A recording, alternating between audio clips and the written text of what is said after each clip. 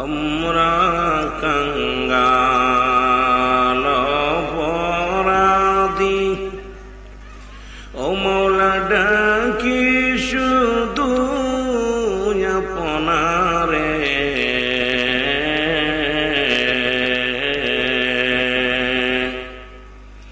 আমরা কাঙ্গাল অপরাধী, ও মৌলা ডাকি শুধু আপনারে।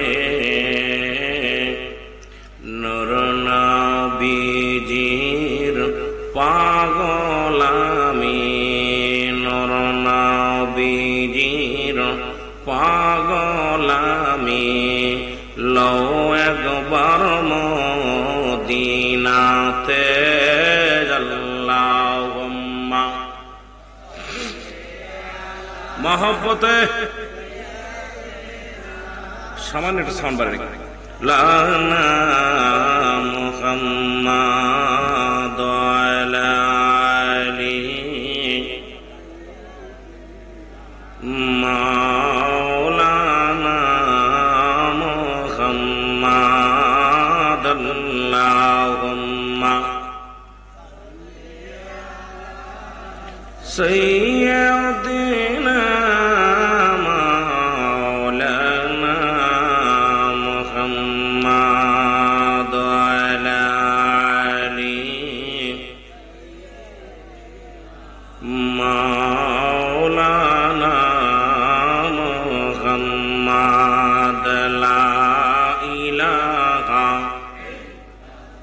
জবান খোলে লা ইলাহা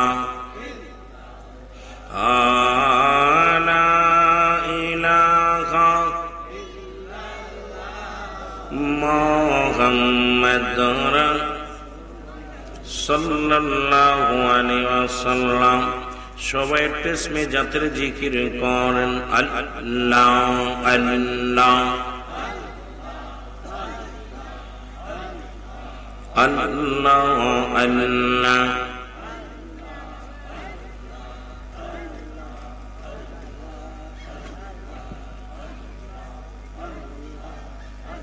জোরে জোরে আমার দয়াল নবী বিহানে আপন বলতে কেহ নাই জগতে। আল্লাহ আল্লাহ আমার দয়াল নবী বিহানে আপন বলতে কেহ নাই জগতে। আল্লাহ আল্লাহ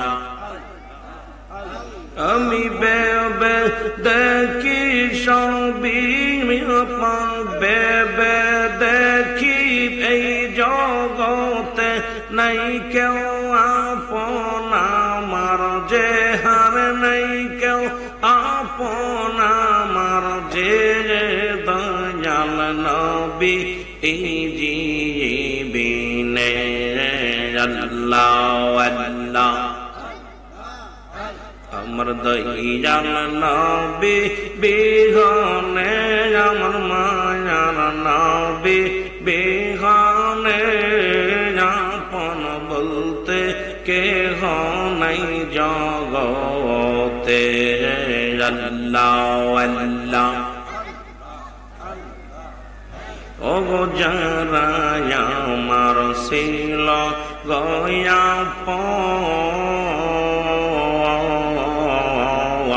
মরার পরে কেদে কেদে তার পরাইবে কাফন। আল্লাহ আল্লাহ ও যারা আমার ছিল গয়া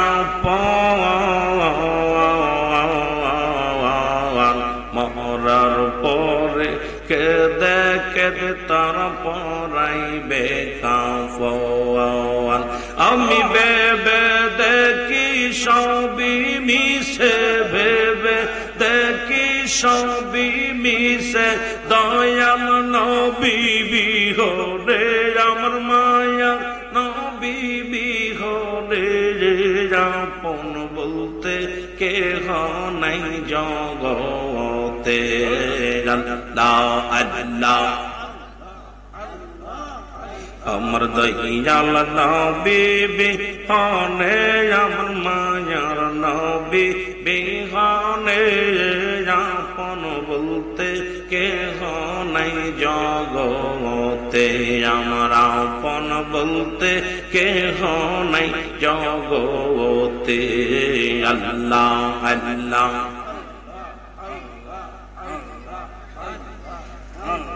ও নবী এই জানোয়ার পুরীর আশে কান্দে জানোয়ার পুরীর আশে কান্দে দেখা দাও নবী আমারে আর দেখা দাও নবী আমারে আপন বলতে কেহ নাই জগতে আপন বলতে কেহ নাই জগতে আল্লাহ আল্লাহ আমার মাইয়ার নবী বিহনে দয়াল নবী বিহনে আপন বলতে কেহ নাই জগতে আপন বলতে কেহ নাই জগতে আল্লাহ আল্লাহ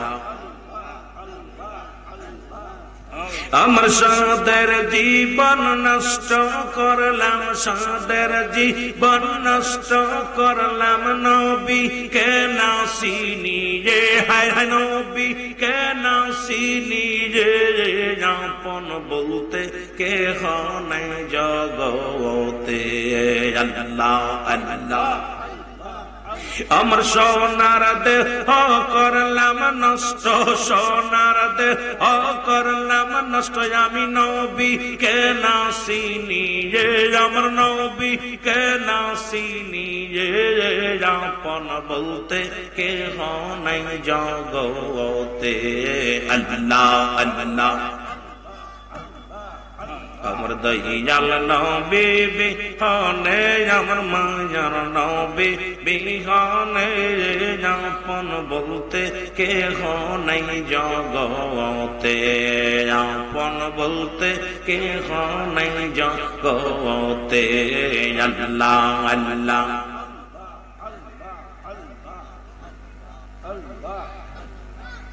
আমি কোন সাধনে পাব নবীরে আমি কোন সাধনে পাব নবীরে আমি নবীর সারা বাজব না তোরা আইনা দে তরে আমি রসুল প্রেমে বাজব না তোরা আইনা দে তারে রে আল্লাহ আল্লাহ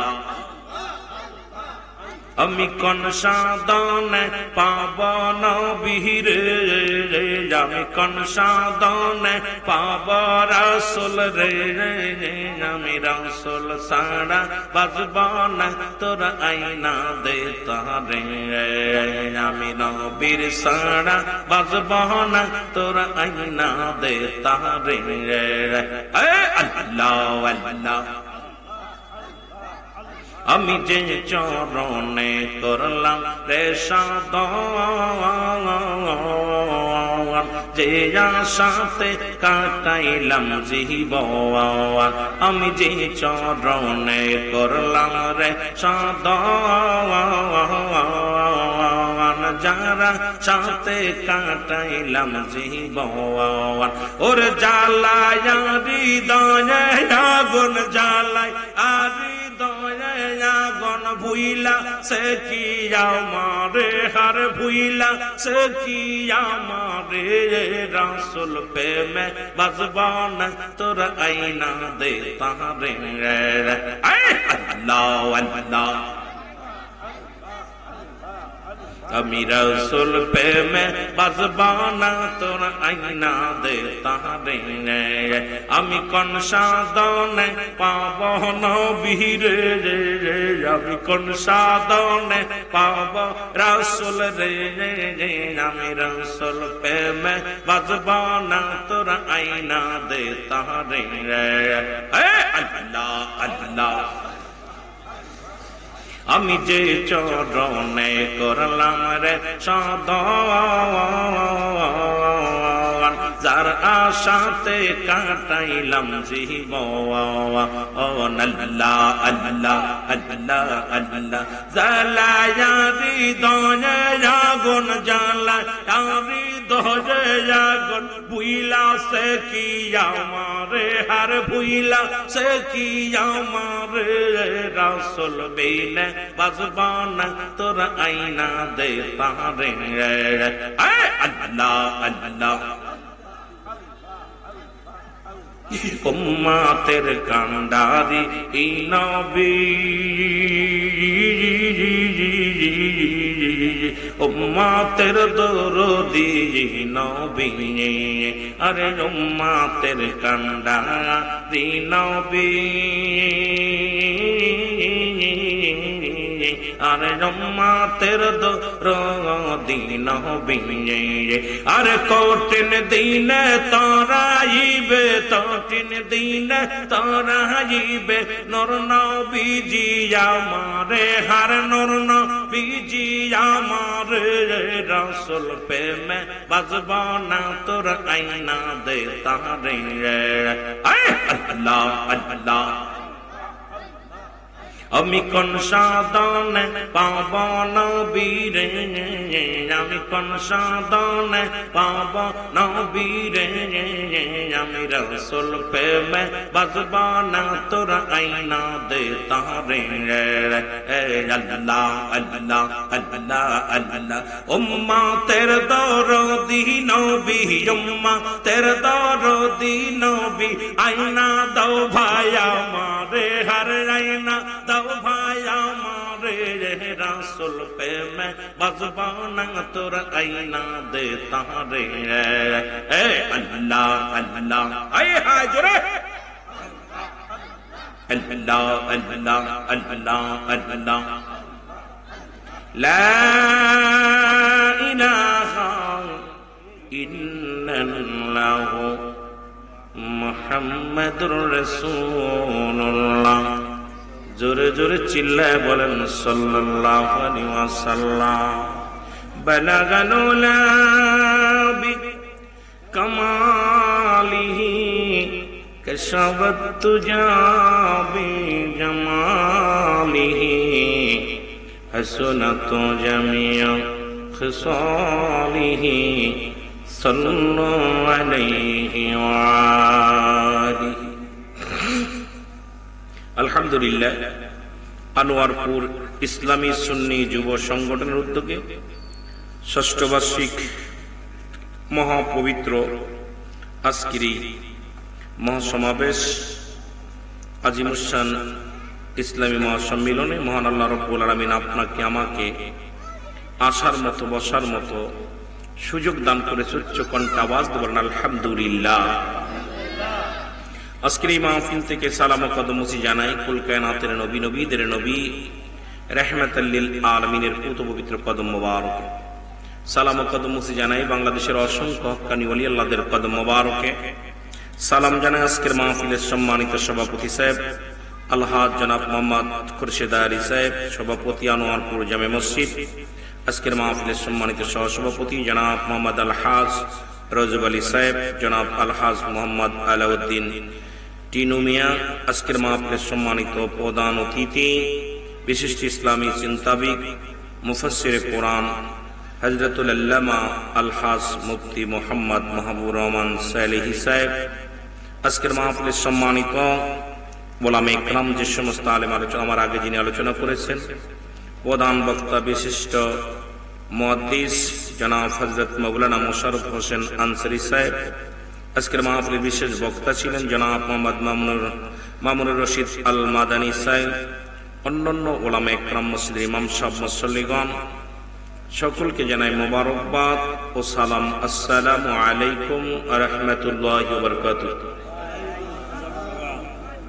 আল্লাহ রাব্বুল আলামিন আপনাকে আমাকে আসার মতো বসার মতো সুযোগ দান করেছে। আজকে একটা মহামূল্যবান রাত, সেই রাতটা হলো ইয়াউমুল জুম্মাহ। জোরে বলেন সুবহানাল্লাহ। ইয়াউমুল জুম্মাহ, আগামী দিন হলো গরিবের হজের সমতুল্য দিন, রাতটা কিন্তু আজকে যখন মাগরিবের আজান পড়ে গেছে, সমস্ত কবরবাসী রুহের জগৎকে আল্লাহ রাব্বুল আলামিন ছেড়ে দিয়েছে। আমার আল্লাহ বলে, জিবরিল ফেরেশতাদেরকে, ফেরেশতারা রে, যারা কবর জগতে বন্দী হয়ে আছে তাদের ছেড়ে দাও। আপনার দ্বারে দ্বারে আব্বা মা দাদা দাদি আপন জন যারা দুনিয়া থেকে বিদায় নিছে, আপনার পিছে পিছে ঘুরতেছে ভিখারির মতো। যেমন দুনিয়ার ভিখারি 1 টাকা 2 টাকা 5 টাকার জন্য হাত পাতে, এইরকম আপনার দ্বারে দ্বারে কাঁদতেছে, আমার ছেলে, আমার মেয়ে, আমার প্রতিবেশী, তোমার বাবা, আমি বড় কবরে কষ্টে আছি, তোমার মা কবরে কষ্ট আছি, তোমার ভাই কবরে কষ্ট আছি, আমাদেরকে একটু নেকি দাও, সব দাও। আমার বাবারা, আবার আগামী কাল যখন দিন যে রাত শুরু হয়ে যাবে, ইয়ামুস সাফে, এ মুসলমান, আজকে আমল জুম্মা আর ইয়ামুস সাফে, সেদিন আগামী কাল দিন যে রাত্রে সমস্ত কবরবাসী রুহের জগৎকে আবার ধরাও করা হবে, পাকুড়া করা হবে। সুতরাং আজকে একটা মহামূল্যবান রাত। যাদের দুনিয়া থেকে আপনজন চলে গেছে, বাবার এই দুনিয়ার মধ্য থেকে কখন কে চলে যাব কেউ বলতে পারি না। যে কোনো মুহূর্তে আমাকে আপনাকে বিদায় নিতে হতে পারে। এই দুনিয়াটাই একটা ক্ষণিকের জন্য আমাকে আপনাকে পাঠিয়েছে পুতুল খেলার মতো। সারাদিন ছেলে মেয়েরা যেমন ছোট বাচ্চারা খেলাধুলা করে, ঘর বেঁধে আবার সন্ধ্যার 2 ঘন্টা খেলা পর ঘর ভেঙে ফেলে দিয়ে আবার বাড়িতে চলে যায়, ঠিক একই রকম এই দুনিয়ার মধ্যে আল্লাহ রাব্বুল আলামিন আমাকে আপনাকে পাঠিয়েছে আল্লাহ পাকের গোলামি করার জন্য। রব্বে কারীম আপনাকে সুযোগ দিছে, 40 বছর 50 বছর 80 বছরের সুযোগ পায়া অবহেলায় হারাইছেন। যে কোনো মুহূর্তে আল্লাহ রাব্বুল আলামিন আপনাকে আমাকে ডাক দিবে, এই ধরাধাম থেকে আমি আপনি বিদায় নিয়ে যাব। এই জন্য দাদু সদা সর্বদাই মরণকে বরণ করে নিয়ে চিন্তা করতে হবে, আল্লাহ আগামী দিন আমি বেঁচে থাকবো কি বলতে পারি না, আগামী রাত আগামী দিন রাত হবে কি হবে না বলতে পারি না। হে রব্বে কারীম, আমাদের সবাইকে আপনি ক্ষমা করে দেন। জোরে বলুন আল্লাহু আকবার। একটু মহব্বতের সাথে বলেন লা ইলাহা ইল্লাল্লাহু মুহাম্মাদুর রাসূলুল্লাহ সাল্লাল্লাহু আলাইহি ওয়াসাল্লাম। এ দুনিয়ার মুসলমান, গভীর মনোযোগ। আমার আগের বক্তা জনাব হযরত মাওলানা মুশাররফ হোসেন আনসারী সাহেব, উনি সৃষ্টি জগতের কিছু কথা আলোচনা করতেছিলেন। রব্বে কারীম দুনিয়ার মধ্যে যখন মাখলুকাত পাঠাইলেন, আল্লাহ রাব্বুল আলামিন সব মাখলুকাতকে সামনে নিয়ে বলেছিলেন, আলাস্তু বিরাব্বিকুম, আমি কি তোমাদের রব কিনা? আমি ওনার আলোচনাটা শুনেছিলাম। এই জন্য ওখান থেকে যদি আলোচনা শুরু করি আপনাদের বুঝতে ভালো হবে। মুসলমান দরকার হলে একটা আলেম যখন ছেড়ে দিবেন, তার কথা মতো সেই জায়গা থেকে যদি আলোচনা শুরু হয়ে যায়, আমার শ্রোতা ভাইয়েরা বুঝতে পারবে, ভালো আলোচনার মোড় দিকে ঘুরে থাকবে, জনগণ কিছু না কিছু অনুভব করতে পারবে। জোরে জোরে চিল্লায় বলো আল্লাহু আকবার। সমস্ত রুহের জগৎকে ডাকতে বললেন। উনি বললেন, মুসলমান বালা কালু বালা, আমি স্বীকার করলাম আপনি আমাদের রব, আপনি আমাদের প্রভু। উনি শুধু এই আলোচনাটার মধ্যে মজার একটা আলোচনার ভিতরে গিয়েছিলেন। আমার দাদু ভাইয়েরা, বন্ধুরা, আনোয়ারপুরের বাবারা, গভীর মনোযোগ। সমস্ত জাতি, সমস্ত মাখলুকাত, কারণ আমার আল্লাহ হলো স্রষ্টা, আমরা হলাম সৃষ্টি। সৃষ্টি জগৎ সবাই কবুল করে এসেছিলাম আপনি আমাদের রব। জোরে জোরে চিল্লায় বলা যাবে না সুবহানাল্লাহ? আর একটু জোরে চিল্লায় বলেন আল্লাহু আকবার। আমি আপনি স্বীকার করছি আপনি আমাদের প্রভু, আপনি আমাদের মালিক, আপনি আমাদের রিজিক দাতা, আমি আপনি, আপনি আমাদের আইন দাতা, আপনি আমাদের বিচারক। আপনি ছাড়া কোনো দ্বিতীয় খোদা নাই, কোনো ইলা নাই। লা ইলাহা আদম নবী থেকে শুরু করে আখির নবী রাহমাতুল লিল আলামিন পর্যন্ত যত নবী রাসূল পয়গম্বর দুনিয়ার মধ্যে আগমন করেছিলেন, উনিও 26 জন নবীর আলোচনা করতেছিলেন। কোরআন শরীফের মধ্যে 26 জন নবীর কথা উল্লেখ করেছে। তার মধ্যে একজনের নাম হলো লোকমান হাকিম, ওনাকে দিয়া মোট 26 জন, কিন্তু কুরআনুল কারীমের মধ্যে 25 জন নবীর কথা উল্লেখ করা আছে। আর একজন লোকমান হাকিমের কথা দিয়া মোট 26 জনের বর্ণনা আছে কুরআনুল কারীমের মধ্যে। আমার ভাইরা, আমার বন্ধুরা, আমার সবারই একই কালেমা ছিল, লা ইলাহা, নাই কোন ইলাহ। আল্লাহু আকবার বলেন না? কোন ইলাহ নাই, ইল্লাল্লাহু, এক আল্লাহ ছাড়া। আদম শফিউল্লাহ লা ইলাহা ইল্লাল্লাহ, মুসা কালিমুল্লাহ লা ইলাহা ইল্লাল্লাহ, ইব্রাহিম খলিলুল্লাহ লা ইলাহা ইল্লাল্লাহ, মুহাম্মাদুর রাসূলুল্লাহ। জোরে জোরে চিল্লায়া বলা যাবে না সুবহানাল্লাহ। মদিনা যাইতে পারলাম না, মদিনা দেখতে পারলাম না, মদিনা যাইতে পারলাম না, মদিনা। এই আমি অসহায় তাই এত দূরে রই, বলো অসহায় তাই এত দূরে রই, দূর থেকে সালাম জানাই, বলো দূর থেকে সালাম জানাই, মদিনা যাইতে পারলাম না, মদিনা। মহব্বতে বলেন মদিনা যাইতে পারলাম না, মদিনা।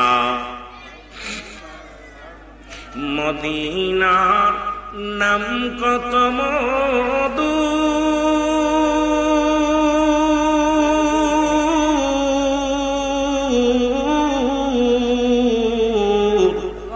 মদিনা আর যে কত দূর,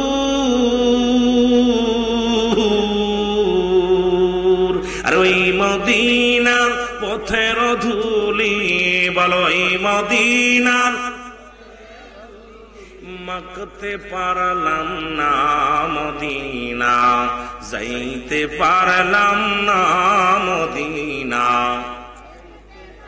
একটু মহব্বতে বলেন মদিনা যাইতে পারলাম না, মদিনা।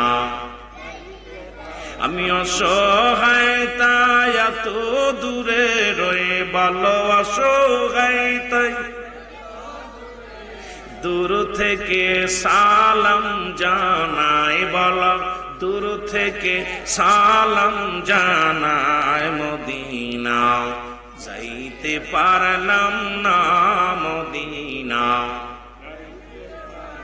মদিনার নাম কত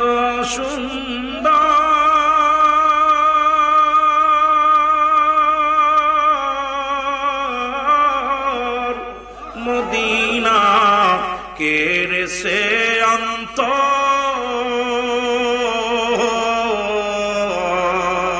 মদিনার নাম কত সুন্দর,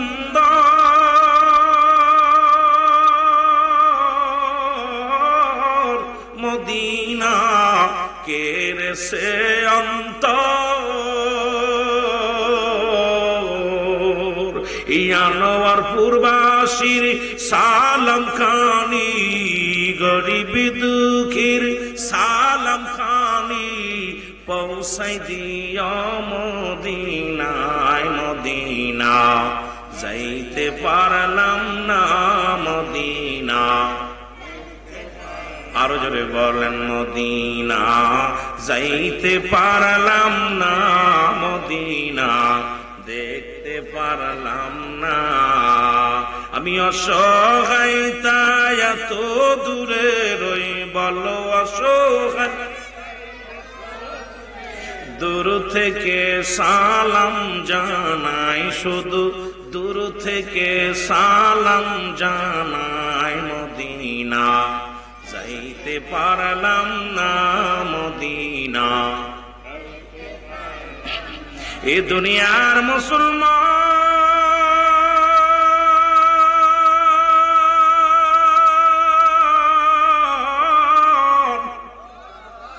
আমি আলোচনা কই থেকে কই যাই খেয়াল রাখবে গো।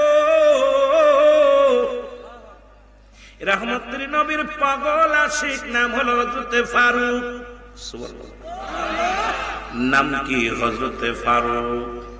নবীর কেমন পাগল ছিল, ইসলামের কেমন পাগল ছিল, কারণ উনি পড়ে নিয়েছিলেন, পড়েন আশহাদু আল্লা ইলাহা ইল্লাল্লাহু ওয়াহদাহু লা শারীকা লাহু ওয়া আশহাদু আন্না মুহাম্মাদান আবদুহু ওয়া রাসূলুহু লা ইলাহা ইল্লাল্লাহু মুহাম্মাদুর রাসূলুল্লাহ। জোরে জোরে চিল্লায় বলেন সাল্লাল্লাহু আলাইহি ওয়াসাল্লাম। এ যুবক দিলের কান্ডা লাগা শোনো গো, হযরত ফারুক 5 ওয়াক্ত নামাজ জামাতের সঙ্গে আদায় করে গো। সালাত নামাজ আল্লাহর দরবারে শুকরিয়া আদায় করে, সালাত আদায় করে। ফজরের সময় নামাজে গেছে, ইমাম সাহেব ডাকতে কয়, দুনিয়ার মানুষ শোনো, তুর্কিস্তানের যুদ্ধ শুরু হয়ে গেছে, মুসলমানদের রক্ত নিয়ে খেলা হয়, তুর্কিস্তানে মুসলমানদেরকে নিয়ে আঘাত করা হয়, তুর্কিস্তানের মুসলমানদের রক্ত জমিনের মধ্যে পড়ে। তোমরা শোনো শোনো, তুর্কিস্তানের জন্য দোয়া করো আল্লাহর দরবারে, তুর্কিস্তানের মুসলমানদের জন্য হেফাজত করে আমার আল্লাহ। ইমাম সাহেব ডাকতে বলে, ও মুসল্লিগণ শোনো গো, আজকে পার্সোনাল দোয়া হবে তুর্কিস্তানের জন্য। আর তোমরা যদি কেউ যাইতে চাও, রহমতের নবীর ভালোবাসিয়া নবীর উম্মতেরা শোনো, ওই তুর্কিস্তানের জমিনে যাইতে পারো, যুদ্ধে অংশগ্রহণ করার জন্য। জোরে জোরে চিল্লায় বলা যাবে না সুবহানাল্লাহ? এর এমন তো হতে পারে যে কোনো মুহূর্তে জিহাদের ডাক আসতে পারে। সুন্নি জনগণ মুসলমান, যেভাবে দেখলাম ভারতের মধ্যে মুসলমানের রক্ত নিয়ে খেলা করা হয়, যেভাবে দেখি আল্লাহর ঘরগুলো ভেঙ্গে ভেঙ্গে গুড়িয়ে দিতেছে, নবীজি তো নিজেই বলে গেছেন ওই কিয়ামতের আগে কাশ্মীর মুসলমানদের দখলে আসবে। আজকে ওরা কিভাবে মুসলমানদের কষ্ট দেয়, আজকে অমুসলিমেরা মুসলমানদের নির্যাতন করে রে ভাই, এগুলো সহ্য হয় না, কলিজার মধ্যে আগুন ধরে যায়। আপনারা ফেসবুকের মধ্যে দেখছেন নামাজ গত মুসল্লি আছে, লাথি মেরে তাদের নামাজ থেকে উঠায়া ফায়ার করে মারা হয়। ও যুবক, তোদের কি অন্তর কাঁদে না রে? হবিগঞ্জের আনোয়ারপুরের মুসলমানদের বইলা যায়, যে কোনো মুহূর্তে জিহাদের ডাক আসতে পারে, জীবনকে বাজি রেখে অমুসলিমদের সঙ্গে লড়তে হতে পারে। জোরে জোরে বলেন ঠিক কিনা? আর একটু জোরে জোরে চিল্লায় বলো আল্লাহু আকবার। বাংলাদেশের মুসলমান, বাংলাদেশের কিছু হিন্দু সাধুরা বড় কষ্ট হয়, দাদাদের কাছে নালিশ দিয়া কান্নাকাটি শুরু করে দেয়। অথচ ভারতের মধ্যে অসংখ্য মুসলমানকে নির্যাতিত করা হয়, মুসলমানদের বাড়িঘর ভাঙচুর করা হয়, গরু জবাইয়ের করার কারণে তাদেরকে শিরচ্ছেদ করা হয়। মুসলমান এর চাইতে কষ্ট আর কি থাকতে পারে রে মুসলমান? তারপরও মুসলমানদের উপরে নির্যাতন করা হয়, বাংলাদেশের মুসলমানদের উপরে নির্যাতন করা হয়। আমি গুনাহগার, আমার ভিতরে আমল নাই, ইলম নাই, আমি আল্লাহর দরবারে বলে যাই, আল্লাহকে সাক্ষী রেখে, আল্লাহ যে কোনো মুহূর্তে যদি আমার ডাক এসে যায়, মরণের আগে একবার যেন বাতিলদের সঙ্গে লড়ে জীবন দিতে যায়। জোরে জোরে চিল্লায় বলো আল্লাহু আকবার।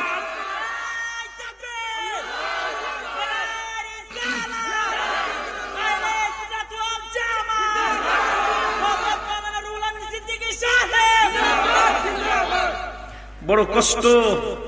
খালি ফেসবুক চালায় মহিলা দেখিস না, ফেসবুকের মধ্যে দৃষ্টি খেয়াল করিস যে আমার মুসলমানদের উপরে কি নির্যাতন হচ্ছে। গোটা বাংলা ভারতবর্ষের মধ্যে মসজিদ গুলো ভেঙ্গে ভেঙ্গে গুড়িয়ে দিতেছে। তারা বলতেছে মসজিদের ভিতরে মন্দির আছে।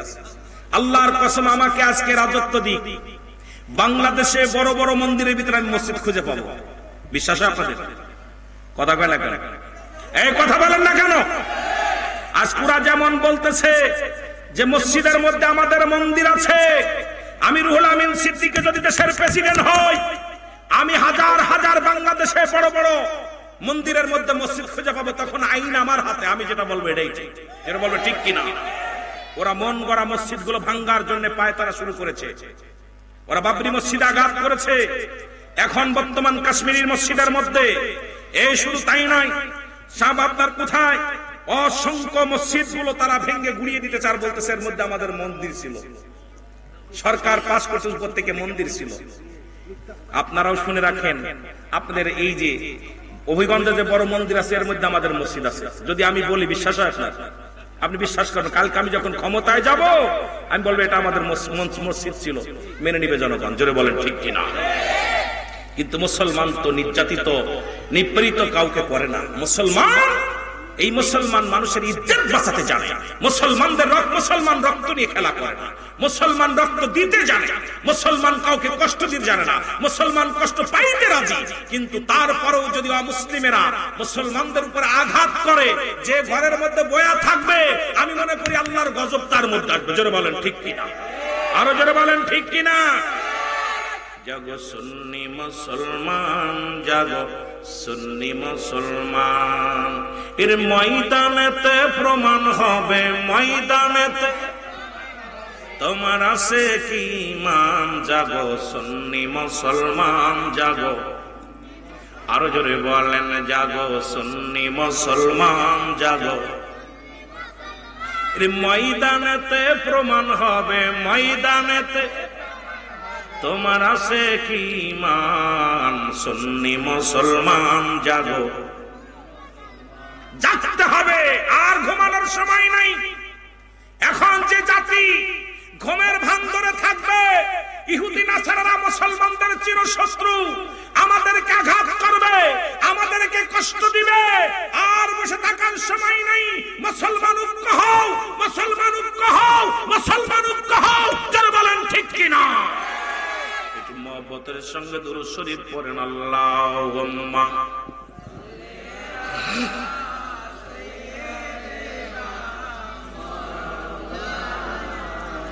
আরো জোরে বলেন আলা আলি সাইয়্যিদিনা।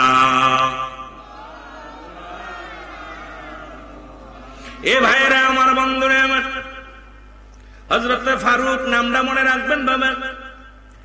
সবে মাত্র বিয়ে করেছে, 2 মাসের গর্ভবতী স্ত্রী। কয় মাস?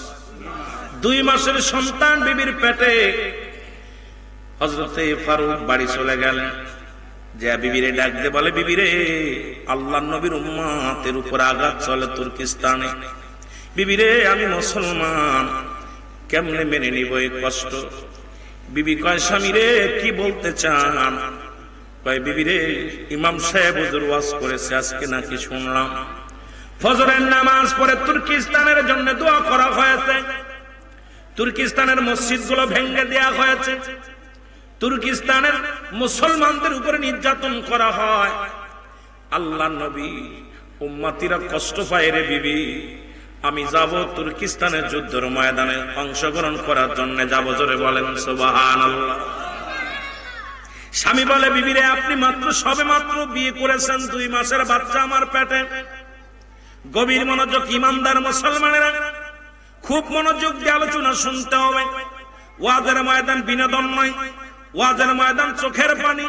ওয়াজের ময়দানে আসবেন কিছু নেওয়ার জন্য, ওয়াজের ময়দানে আসবেন গুনাহ ছড়ানোর জন্য। ওয়াজের ময়দান শিক্ষার ময়দান। এই ময়দানটা এখন আনন্দের ময়দান হয়ে গেছে, রং তামাশার ময়দান হয়ে গেছে। যে বক্তা যত রং দিতে পারে সেই বক্তার মার্কেট বাংলাদেশে তত বেশি হয় রে বাবা। আমি আপনাদেরকে বলে যাই, এত টাকা খরচ করে যখন মাহফিল দিব, এখান থেকে কিছু নেওয়ার জন্য চেষ্টা করব। জোরে জোরে বলেন ঠিক কিনা? আমার ভাইরা, আমার বন্ধুরা আমার, হযরত ফারুক ডাকতে বলে, বিবি, তোমাকে আমি অনুরোধ করি। সারাদিন পরে বুঝাইলেন, বিবি রে, ও বিবি, তোমার অনুরোধ করি, আমি যদি রাসূলুল্লাহর কোন উম্মত যদি কষ্ট পায়, যদি কোন মুসলমান কষ্ট পায়, আমি বেঁচে থেকে লাভ কি রে বিবি? আরে তুর্কিস্তানে মুসলমানদের রক্ত ঝরে, আজকে ভারতের মধ্যে মুসলমানদের রক্ত ঝরে, আজকে মুসলমান সারা বাংলাদেশে ফিলিস্তিনি মুসলমানের রক্ত ঝরে। ফিলিস্তিনের মুসলমানেরা ছোট ছোট মাসুম বাচ্চাকে হারায়,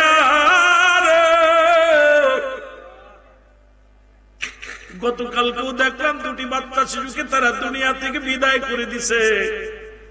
মায়েরা হাজারি, ও মুসলমান, ফিলিস্তিনের পতাকা ঘাড়ে নিয়ে আমরা উড়ে বেড়াইতেছি, মনে করছি জিহাদ করতেছি। না না, তাদের জন্য আমাদের ঝাঁপিয়ে পড়া লাগবে।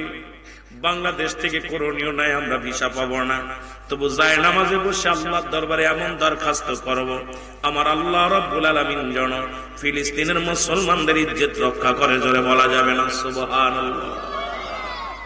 আমার ভাইরা, আমার বন্ধুরা, আমার বড় কষ্ট লাগে।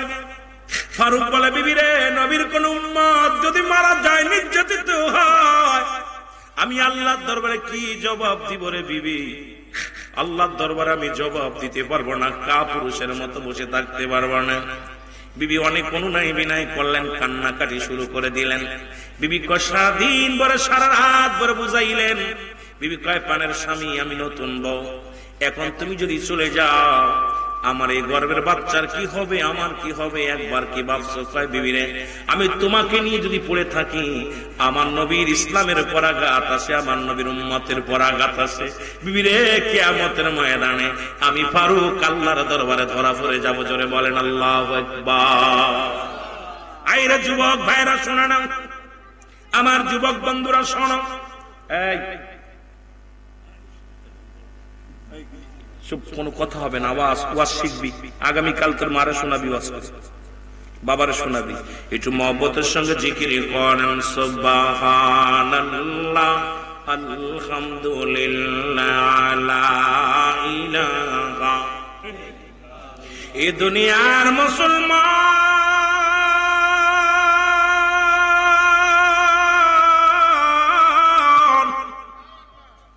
ফারুক 4000 দিনার দিয়া ডাকতে বলে, বিবি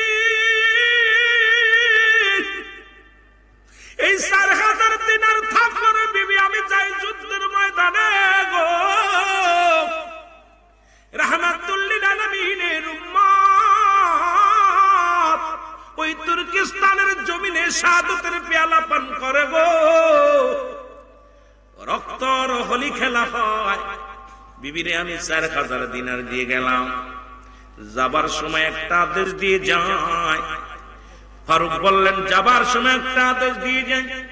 বিবিরে, তুমি 2 মাসের গর্ভবতী মহিমে, শোনো, যদি আমার কোন ছেলে হয়, তাকে তুমি জগৎ বিখ্যাত আলেম বানাইবা। সুবহানাল্লাহ বলেন না? আমি তোমার উপদেশ দিয়ে যাই, আমরা বিদেশে গেলি মেয়ের যদি আপনার বিবির গর্ভের সন্তান থাকে বলে যায়, ছেলের ডাক্তার বানাবি, ইঞ্জিনিয়ার বানাবি।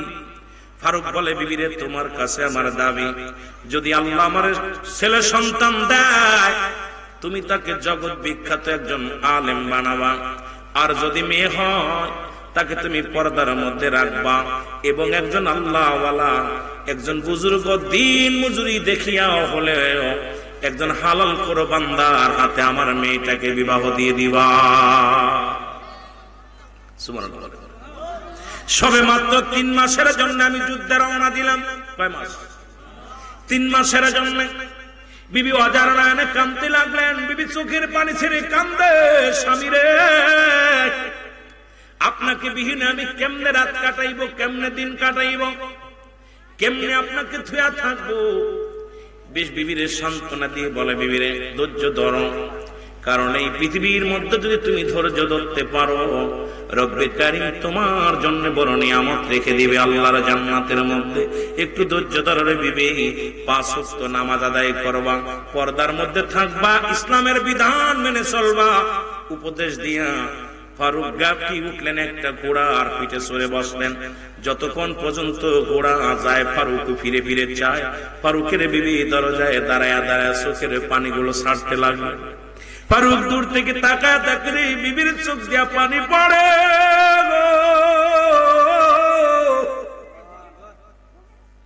রব্বে কারীমের কাছে ফারুক কান্দার ডাকতে বলে, মালিক,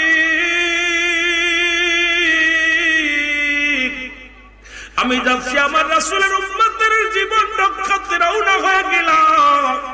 মুসলমানদের জানমাল রক্ষার্থে আমি শাহাদাতের পেয়ালা যেন পান করতে পারি। আমি বাঁচতে চাই না, তবু আমি যেন একটা মুসলমানের ইজ্জতের চাদর যেন রক্ষা করতে পারি, কোন মুসলমান যেন আমার সামনে নির্যাতন না হয়, কোন ইমানদার যেন নির্যাতন না হয়। আল্লাহ শপথ করে ফারুক রওনা দিলেন। ফারুক চোখের পানি ছেড়ে কান্দার বলে, আল্লাহ আমার বিবিকে তুমি ধৈর্য ধারণ করার তৌফিক দান করে দাও, আমাকেও তুমি ধৈর্য ধারণ তৌফিক করে দাও। জোরে জোরে বলেন সুবহানাল্লাহ। বিবির চোখের আড়ালে হয়ে গেলেন, বিবির চোখের আড়াল হয়ে গেলেন। ফারুক ছুটছে বুড়া নিয়া তুর্কিস্তানে চলে গেলেন, যুদ্ধের ময়দানে চলে গেলেন। এদিকে মুসলমান 1 মাস 2 মাস 3 মাস পার হয়ে গেল, ফারুক আর ফিরে আসে না। 3 মাস চলে গেল, ফারুক আর ফিরে আসে না, মদিনার বুকে ফিরে আসে না। মদিনা থেকে অনেক মুসলমান গিয়েছিল তুর্কিস্তানে, কিন্তু অনেকেই ফিরে আসতে, ফারুক আর আসে না।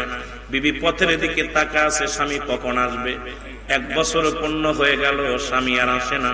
2 বছর পূর্ণ হয়ে গেল, বিবি আর স্বামী আর আসে না। স্বামী মুসলমান চিন্তা করে, আল্লাহ হয়তো শাহাদাতের পেয়ালা পান করেছে আমার স্বামী, আর হয়তো জীবনে দেখা হবে না, আর জীবনে তার মায়া, আল্লাহ তার দাবিদা আমি ছেড়ে দিলাম, আর মনে হয় দেখা হবে না। কইতে কইতে দীর্ঘ 27টা বছর পার হয়ে গেল। জোরে বলা যাবে না আল্লাহু আকবার। কয় বছর? জোরে বলেন কয় বছর? 27টা বছর পার হয়ে গেল। 27 বছর পরে ফারুক মদিনার দিকে ফিরে আসলেন, তুর্কিস্তান থেকে ফিরে আসলেন। ফিরে আসার পথের মধ্যে কান্নাকাটি শুরু করে, আল্লাহ 27 বছর পরে আমি বাড়ি যাচ্ছি, আমি জানি না আমার বিবি বেঁচে আছে কি না, আমার ছেলে হয়েছে কি না মেয়ে হয়েছে জানি না, তারা আমাকে চিনতে পারবে কি পারবে না, আমার সন্তান আমার বিবিকে কেউ মেরে ফেলেছে নাকি কেউ বাড়ি থেকে খেদে দিছে, না হয় আমার বিবি অন্য পুরুষের সঙ্গে বিবাহ বুঝেছে। আল্লাহ আল্লাহ দরবারে ডাকতে ডাকতে মুসলমান চোখের পানি ছেড়ে ছেড়ে কান্দে আর ডাকে, আল্লাহ আমার স্ত্রী পুত্রের সঙ্গে আমার পরিজনের সঙ্গে তুমি দেখা করাইয়া দিও। জোরে জোরে বলেন সুবহানাল্লাহ। কত বছর পরে ফিরে আসলেন? জোরে বলেন কত বছর?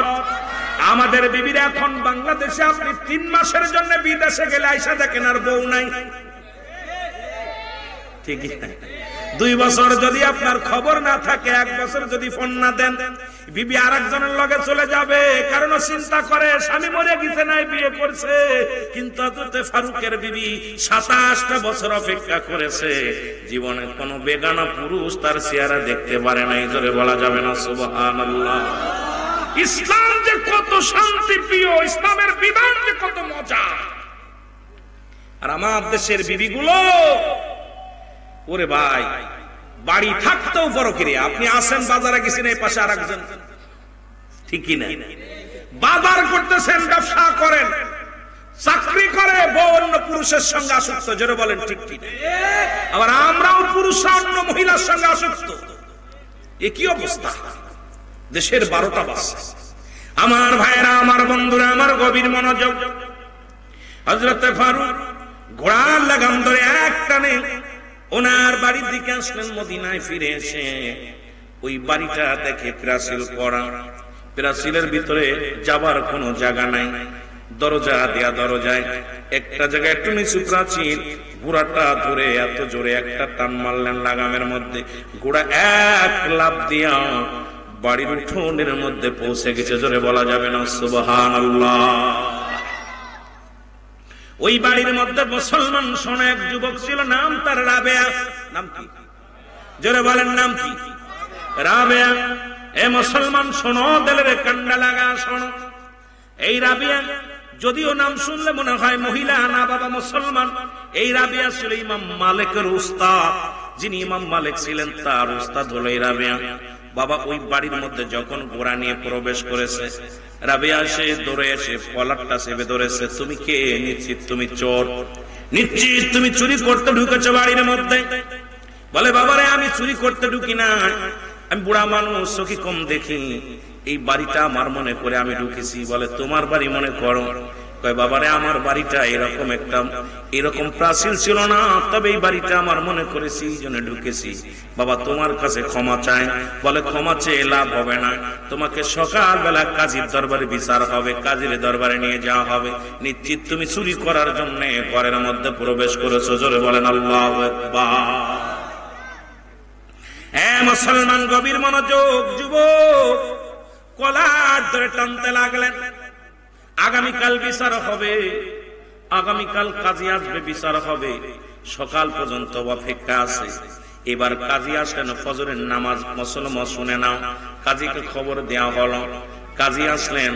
কাজী আসার পর এইবার মুসলমান হযরতে ফারুকের কলার ধরে বসে আছেন। মুসলমানের দিকে খবর পায়া আসেন ইমাম মালিক বাড়ির মধ্যে প্রবেশ করলেন। ইমাম মালিক ডাকতে বলে, বাবাজি দেখতো তো আপনার দাড়ি টুপি জুব্বা সবই আছে, কিন্তু এত রাত্রে কেন ঢুকছেন এই বাড়ির মধ্যে গো? আপনি নিশ্চিত একজন চোর, না হয় ডাকাত? ফারুক বলে, বাবা রে আমি বুড়া মানুষ, আমি ভুল করেছি বাবা, আমারে তোরা ক্ষমা করে দে, আমার বাড়ি মনে করে ঢুকেছি বাবা। বলে আপনার বাড়ি কই? আমার বাড়ি মদিনা।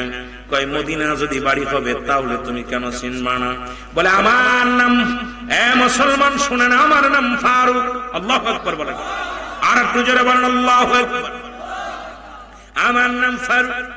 আমি আজ থেকে 7-8 বছর আগে আমার বিবিকে রেখে, 2 মাসের অন্তঃসত্ত্বা বিবিকে রেখে আমি গিয়েছিলাম তুর্কিস্তানে মুসলমানদের ইজ্জত রক্ষা করার জন্য, মুসলমানদের সম্মান বাঁচানোর জন্য। আমি আল্লাহ রাব্বুল আলামিনের ওই বান্দা বান্দির জন্য, রাসূলের প্রেমিকদের জন্য, রাসূলের উম্মতের জন্য আমি ফারুক 27 বছর আগে রওনা দিয়েছিলাম। ওখানে যুদ্ধ শুরু হওয়ার পর আমি ওই অমুসলিমদের হাতে বন্দী হয়ে যাই। দীর্ঘ 27টা বছর জেলখানার মধ্যে ছিলাম গো। ওই জেলের মধ্যে থেকে 27টা বছর পার করেছি। কত নির্যাতন সয়েছি, কত কষ্ট সয়েছি গো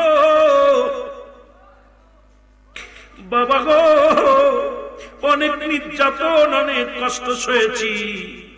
সব ওখান থেকে সারা পেয়েছি। সারা পেয়ে আমি বাড়ি একবারে চলে আসছি মদিনায়। এই মদিনায় এসে আমার বাড়িটা খুঁজতেছিলাম বাবা, পাইনি। তবে আমার ওই বিবির সন্তান ছেলে হয়েছে কি মেয়ে হয়েছে জানি না। এই কথাগুলো যখন বলতেছিলেন, রাবিয়ার মা ঘরের ভিতর থেকে শুনতেছিলেন। হযরত ফারুকের বিবি যখন এই কথাগুলো শুনছে, দৌড়ে আসিয়া ঘর থেকে বাইর হইয়া, মুসলমান শুনে না, ও ফারুকের বিবি দৌড়ে আসিয়া ডাকতে বলে, দাঁড়াও রাবিয়া দাঁড়াও। আল্লাহু আকবার বলেন না। রাবিয়ারে কলার ছেড়ে দাও, কলার ছেড়ে দাও। রাবিয়া বলে, মা তুমি একজন জগৎ বিখ্যাত আলেমের মা, তুমি কোনদিন বেগানা পুরুষের সামনে যাও নাই, আজকে কেন আমার সামনে আসলাই? বেগানা পুরুষের সামনে আসলে রাবিয়া রে তুমি চেনো নাই, যাকে তুমি প্রতি রাত্রে যার কথা বলতে, তুমি বাবার কথা বলতে, তুমি বাবা বাবা বলে কাঁদতে রে রাবিয়া, যার কলার তুমি ধরে রাখছো উনি তোমার জন্মদাতা পিতা। জোরে জোরে চিল্লায় বলা যাবে না সুবহানাল্লাহ। রাবিয়া কলার ছেড়ে দিয়া পায়ের মধ্যে পড়ে চিৎকার বলে, বাবাজি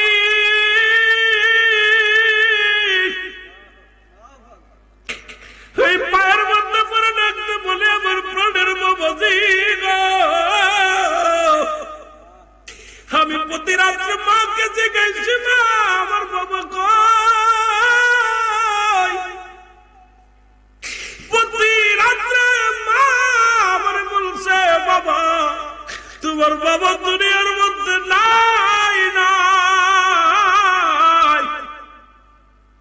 এই বাবার যন্ত্রণা নিয়ে বুকের ভিতরে লালন পালন হয়েছি গো বাবা, আপনি আমারে ক্ষমা করে দিয়েন। জোরে জোরে চিল্লায় বলা যাবেন আল্লাহু আকবার। রাবিয়া পায়ের মধ্যে পড়ে কান্দে। ও মুসলমান, পরিচয় হয়ে গেল, বাবা পুত্র সন্তান বিবির পরিচয় পেয়ে গেলেন। ঘরের মধ্যে গেলেন, আলাপ আলোচনা চলতে লাগলো। বাবারে গভীর মনোযোগ শুনে নাও।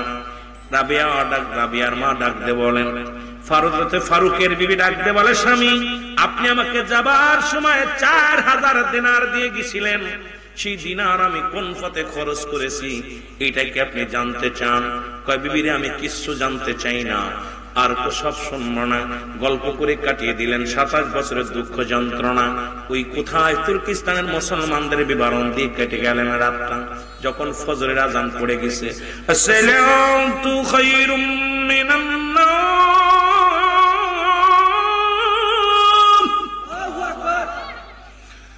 আসসালাতু খায়রুম মিনান নার,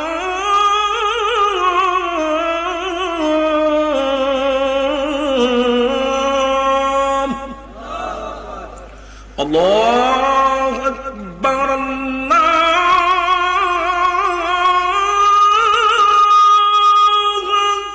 আকবার, লা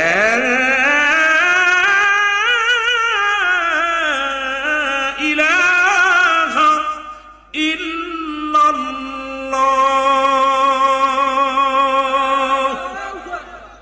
সুবহানাল্লাহ। আর একটু জোরে বলুন। আজান পড়ে গেল। হযরত ফারুকের বিবি ডাকতে বলে, স্বামী আজান হয়েছে, মসজিদে চলে যান। ফারুক মসজিদে চলে গেল। একটু যেতে দেরি হলো। ওদিকে রাবিয়া আগে আগে মসজিদের মধ্যে গেছে। তৎকালীন মদিনার বুকে মুসলমান, মদিনার বড় মসজিদের ইমাম হলো ফারুক। ওই কে? হযরত রাবিয়া। মুসলমান শুনে নাও, শুনে নাও। এবার যে কোরআন তেলাওয়াত পিছনে 3 কাতার পিছনে যাইয়া হযরত ফারুক নামাজে দাঁড়ায় গেলেন। এত সুন্দর তেলাওয়াত করলেন। ইমাম সাহেব হুজুর নামাজ শেষ করিয়া সালাম ফিরিয়া দোয়া করিয়া মুসল্লিদেরকে নিয়ে হাদিস কোরআনের আলোচনা শুরু করে দিছে। এবার মসমস দূর থেকে বসে বসে ফারুক এই কোরআনের আলোচনা, হাদিসের আলোচনাগুলো শুনতেছিলেন। এবার বছর আলোচনা শেষ করে সবাই যখন রওনা হয়ে গেছে, হযরত ফারুক পাশের একজনকে ডাকতে বলে, বাবা বাবা শোনো, এই যে তোমাদের ইমাম সাহেবের বাড়ি কোথায়? ইমাম সাহেবের বাড়ি তো মদিনায়। কত সুন্দর আলোচনা করলো, এত জ্ঞানী মানুষ, কোরআন হাদিস ভালো বোঝে, ভালো জ্ঞান রাখে। এই লোকটার নাম কি গো বাবা? বলি না, নাম হলো হযরত রাবি। আপনি কি চেনেন না? যদি মরিদের মদিনায় বাড়ি হয় তাহলে আপনি কেন চেনেন না? কয় বাবা রে, আমি তো কানে, আমি চোখে কম দেখি, চোখে দেখি না। এই বাসি আমি গতকাল কাশছি রে বাবা, আমি তো এলাকার মানুষগুলো এখন আর চিনি না রে বাবা। বলে ইনার না, এই এলাকার মধ্যে ইনি হলো ইমাম মালিকের উস্তাদ, ইনি হলো হযরত রাবিয়া। জোরে জোরে চিল্লায় বলেন মারহাবা।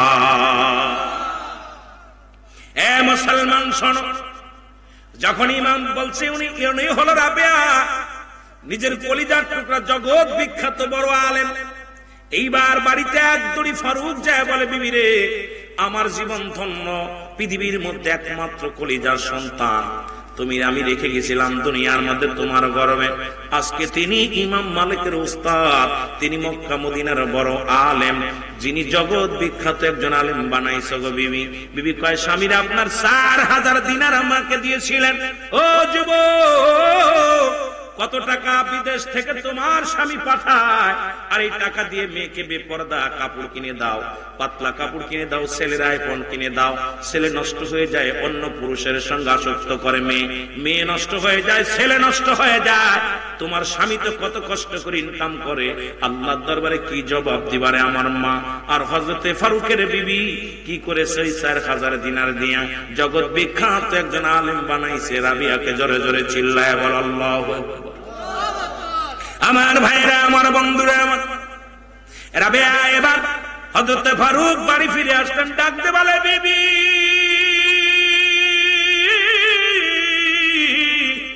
আমার জীবন সার্থক, আমার জীবন ধন্যর বিবি, কারণ এই পৃথিবীর মধ্যে তুমি একটা মাত্র সন্তানকে তুমি এমন ভাবে লালন পালন করেছো, যিনি সাধারণ কোন আলেম বানাও নাই, যিনি তুমি মক্কা মদিনার বুকে বড় আলেম বানাইছো। আমি এই জন্য তোমার প্রতি, আমি তোমার প্রতি আমার ভালোবাসা মহব্বত আরো দ্বিগুণ বেড়ে গেছে রে বিবি। বিবি বলে, স্বামী রে, আমি জীবনে প্রতিজ্ঞা করেছিলাম আপনার কথা রক্ষার্থে। বিবি রে, স্বামী রে, এই 4000 দিনার আমি নিজে না খায়া না ঘুমায়া এই টাকা খরচ করে আপনার সন্তানকে আমি জগৎ বিখ্যাত আলেম বানাইছি। জোরে বলা যাবে না মারহাবা। এদিকে হযরত ফারুক পরের দিন রাত্রে ঈশার নামাজ আদায় করেন। আল্লাহু আকবার বলেন। সালাত আদায় করে কিছুদিন পরেই তো ফারুক ইন্তেকাল করলেন। জগৎ বিখ্যাত আল্লাহর মাহবুব বান্দা তৎকালীন জামানে ইমাম মালিকের উস্তাদ, যিনি রাবিয়া তার জানাজা পড়লেন। সন্তান জানাজা পড়ে বাবা, কিছুদিন পরে রাত্রে ঘুমায় আসে। রাতের অন্ধকারে দয়াল নবী যে স্বপ্নে দেখায়, ফারুক রে তোমার জীবনটা ধন্য রে ফারুক, শুনে নাও তুমি আমার উম্মতের ভালোবাসো, আমি নবীর ইজ্জতের চাদরকে রক্ষা করার জন্য রে ফারুক তুমি গিয়েছো তুর্কিস্তানে, অনেক কষ্ট করেছো, 27টা বছর বিবি বাচ্চা সারা জেলখানার ঘান টানছো। ফারুক রে তোমার জন্য আমার আল্লাহ রাব্বুল আলামিন ওই জান্নাতের মধ্যে বিশাল বালাখানা বানায় রাখছে। জোরে বলা যাবে না সুবহানাল্লাহ? আর একটু জোরে বলো আল্লাহু আকবার। হযরত ফারুক চিৎকার দিয়ে বলে, মালিক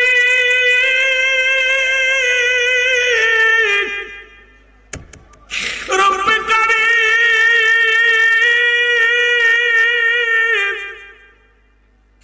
আমি কি জান্নাতের অধিবাসী হওয়ার যোগ্য?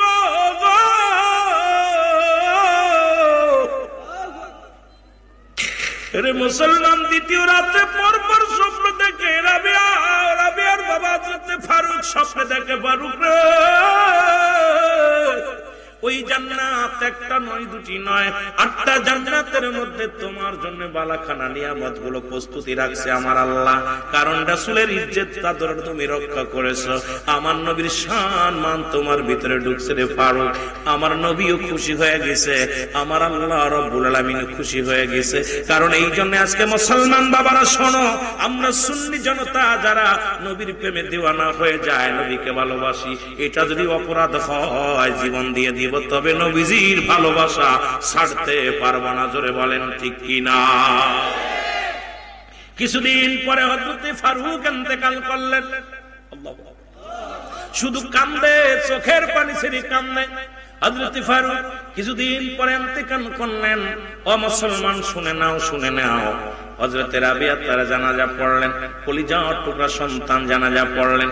এমন ভাগ্য কয়জন আছে রে দুনিয়ার মধ্যে নিজের সন্তান নিজের বাবার জানাজা পড়ায়, এর চাইতে পারার কি দুনিয়ার মধ্যে কি আছে? মুসলমান শুনে নাও, জানাজা শেষ করে রাবিয়া বাবার লাশখানা যখন নিয়ে যায় গোরস্থানের দিকে, অসংখ্য ফেরেশতা পাঠিয়ে দিছে আমার আল্লাহ রাব্বুল আলামিন। হযরত রাবিয়া সালাম শেষ করে দোয়া করিয়া গোটা এলাকার মানুষের সবাইকে বললেন, ভাইরা আমার বাবা জান আল্লাহর নবীর মহব্বতে আমার বাবা জান দুনিয়ার স্ত্রী পুত্র মায়া করেন নাই, দুনিয়ার সংসারের কোনো মায়া করেন নাই, দুনিয়ার কোনো সৌকাতের দিকে মায়া করেন নাই।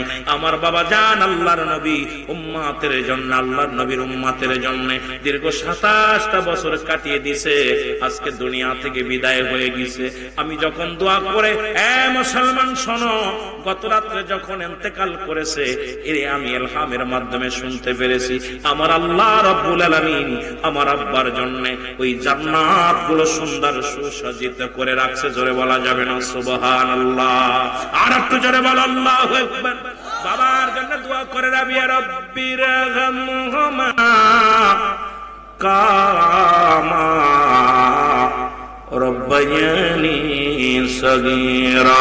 জোরে বলেন রব্বির গামহুমা কামা রব্বায়ানি। এ মুসলমান, শোক না যেতে যেতে হযরত ফারুকের বিবি কিছুদিন পরে মারা গেলেন। আল্লাহু আকবার বলেন। ফারুকের বিবি দুনিয়া থেকে বিদায় হয়ে গেলেন। স্বামী স্ত্রী দুজনই একই জায়গা ঘুমায় গেলেন।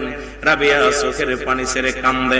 সন্তান মায়েরও জানাজা পড়লেন, মায়ের জন্য দোয়া করে রব্বির রাহমহুমা কামা রব্বায়ানি সগীরা।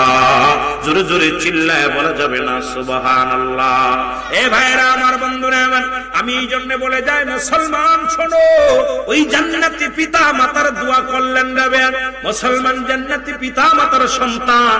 রাবিয়াও জগৎ বিখ্যাত একজন আল্লাহর আলেম, মুসলমান জগৎ বিখ্যাত একজন পণ্ডিত, জগৎ বিখ্যাত একজন মাওলানা।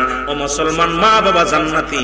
আজকে আমাদের বাবাদের কেমন অনুরোধ করে যাব, একটা ছেলে হলেও আলেম বানান, একটা ছেলে হলে কোরআন শিক্ষা দেন। দেন, একটা ছেলেকেও আপনি কোরআনের জ্ঞান দেন।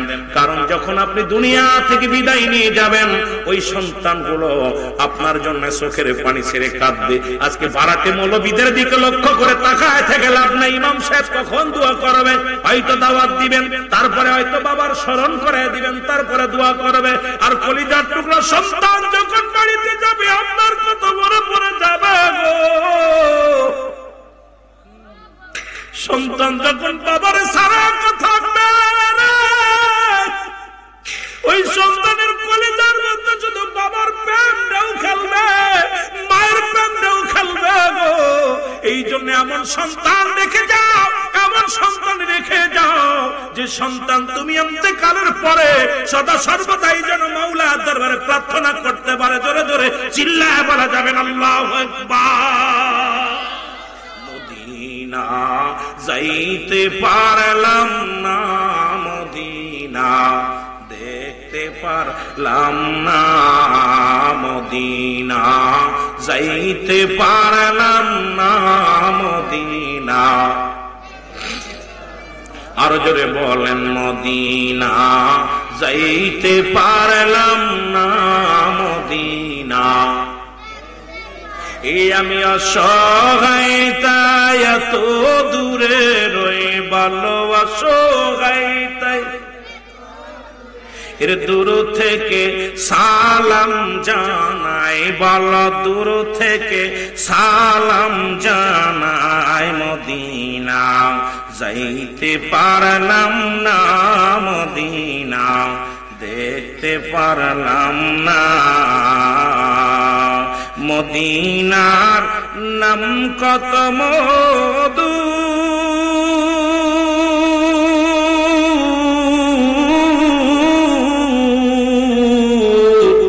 মদিনা আর যে কত দূর। আর ওই মদিনার পথের ধুলি, বলো ওই মদিনার পথের ধুলি মাখতে পারলাম না, মদিনা যাইতে পারলাম না, মদিনা দেখতে পারলাম না, মদিনা না, মদিনা। আমার ভাইয়েরা, এই আমার সন্তান পিতা মাতার প্রতি 14টা হক একটু আমি বলে যাই, তারপরে আলোচনার দিকে মোড় দিকে যাব। যেদিকে আমি গিয়েছিলাম, সমস্ত মাখলুকাতকে বানায় আল্লাহ বলেছিল বালা, আমি কি তোমাদের কালু বালা, আমি কি তোমাদের রব? সবাই বলছিল কালু বালা, স্বীকার করলাম আপনি আমাদের রব। আলাস্তু বিরাব্বিকুম, আমি কি তোমাদের রব কিনা? যারা বলো আল্লাহু আকবার। সবাই স্বীকার করে নিয়েছিলাম যে আপনি আমাদের রব, আপনি আমাদের প্রতিপালক। আমি কিন্তু মূল আলোচনা এখান থেকে গিয়েছিলাম। কারণ মুসলমান শোনা না, প্রতিটা পিতা মাতার প্রতি যে দুনিয়ার মধ্যে 14টা হক হলো সন্তান পিতা মাতার প্রতি 14টা হক। কয়টা হক? যুবক ভাইরা, যেহেতু অনেক যুবক ভাইরা আছেন, কথাগুলো বলতে হবে। কারণ আমরা আজকে পিতা মাতার প্রতি শ্রদ্ধাশীল নাই, বাবা মার প্রতি নির্যাতন করি, বাবা মাকে কষ্ট দিই। রাসূল বলেছেন তোমাদের মা বাবা যখন বুড়া হয়ে যায়, যখন বুড়ি হয়ে যায়, খবরদার তোমার মা বাবারে বুড়া বলবা না, তোমার মা বাবারে বুড়ি বলবা না। কারণ তোমাদের সন্তান যেমন বিরক্ত করে, দুনিয়ার মধ্যে বিরক্ত করে, তদ্রূপ তোমাদের সন্তান আদিও যেমন তোমাদের কষ্ট দেয়, বিরক্ত করে। যখন বাবা মা বুড়া হয়ে যায়, ওই তারাও ওই রকম তোমাদের বিরক্ত করবে, ভুল করবে। খবরদার পিতা মাতারে তোমরা ধমক দিয়া কথা বলবা না। জোরে বলা যাবে না আল্লাহু আকবার। আর একটু জোরে জোরে চিল্লায় বল আলহামদুলিল্লাহ। পৃথিবীর মধ্যে সন্তান তুমি হয়েছ, তোমার বাবা মা তোমার প্রতি 14টা হক রয়েছে। কয়টা হক? জোরে বলেন কয়টা? আর একটু জোরে বলেন কয়টা? 14টা হক আপনার রয়েছে আব্বা মার প্রতি। আজকে যাদের সন্তান দুনিয়ার মধ্যে জীবিত আছে, জীবিত থাকতে 7টা হক, ইন্তেকালের পরে 7টা হক। এই মাত্র 14টা হক আদায় করতে হবে, না হয় ধরা পড়ে যাবেন। এই 7টা হক জীবিত অবস্থায় থাকতে, তার মধ্যে 1 নাম্বার হলো পিতামাতার প্রতি শ্রদ্ধাশীল হওয়া লাগবে। জোরে বলেন আল্লাহু আকবার। 1 নাম্বার হলো পিতামাতার প্রতি প্রতি শ্রদ্ধাশীল হওয়া লাগবে। কোন রকম পিতামাতাকে অবহেলা করা যাবে না। অনেকেই পিতামাতার গুরুত্ব দেয় না। একটু শিক্ষিত হলে, বড় ইঞ্জিনিয়ার হলে, ডক্টর হলে, মুসলমান বড় আলেম হলে, আব্বা মা যদি একটু মূর্খ থাকে, লেখাপড়া কম জানে, মানুষের সামনে মা বাবার পরিচয়টা পর্যন্ত গোপন রাখে।